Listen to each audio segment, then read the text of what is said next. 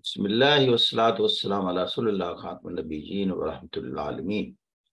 ये जो कामयाब लोग होते हैं, इनके पर्सनैलिटी ट्रेट्स में क्या वो डिस्टिंग्विशिंग फीचर्स होते हैं जिसकी वजह से ये आगे निकल जाते हैं, किसी भी डोमेन में हो और वो दुनिया में एक रेस्पेक्टेबल जिंदगी गुजार रहे होते हैं। तो मैं जहां नतीजे पर पहुंचा हूं वो ये, इनमें दो खूबियां होती हैं।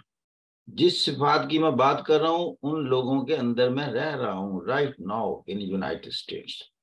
मैं उनकी लाइफ को गौर से देख रहा था कि इन बच्चों नौजवानों की, कल भी मैं कोई यहाँ के पाकिस्तानी आए हुए अमेरिका में, they're around 15 persons and they're all millionaires. मैं उनको सबको ऑब्जर्व किया तो मैंने देखा कि इन सब में कॉमनैलिटी क्या है। लो जी, जो नुक्ता निकला वो ये, they were all honest to their job, to the people around, and they were very hard working.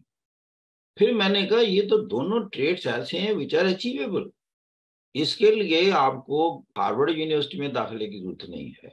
और आप मुझे बताएं कि ये कितने लोगों में आप इर्द गिर्द देखते हैं, ऑनेस्टी और हार्ड वर्किंग।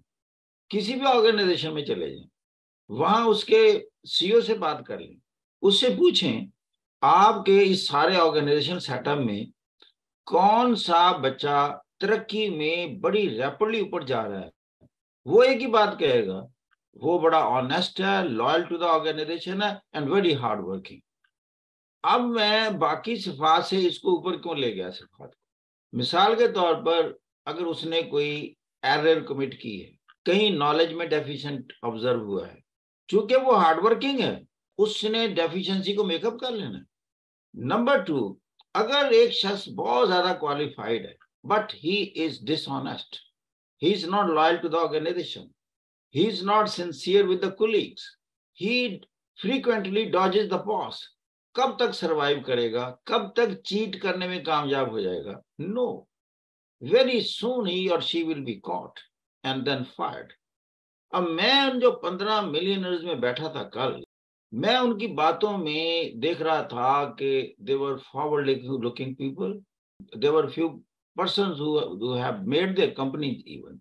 यूएसए में एक चीज है कि क्वालिटी हायर होती है, प्रोफेशनल कॉम्पिटेंस हायर होती है, स्किल्स हायर होती हैं, not your physique, your geographical background और योर एथनिक बैकग्राउंड और the skin colour, not at all. मैं बात ये कहता हूं कि forget about your leaders, develop yourself। जब आप में एबिलिटी डेवलप हो गई, you will be picked up by the world where the quality is respected। And I tell you, quality shines like the North Star, quality appeals everybody, and quality will ultimately be picked up by those who love quality, who need quality because they want to rule the world।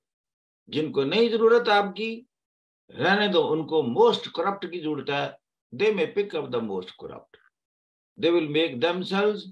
लिहाजा उस मुल्क की तरक्की नहीं होगी, उस मुल्क में एक खास तबका अशराफिया है जो तरक्की करेगा, नॉट द कंट्री। ये दुनिया का असूल है, जो मर्जी बाकी सारी इमोशनलिज्म है।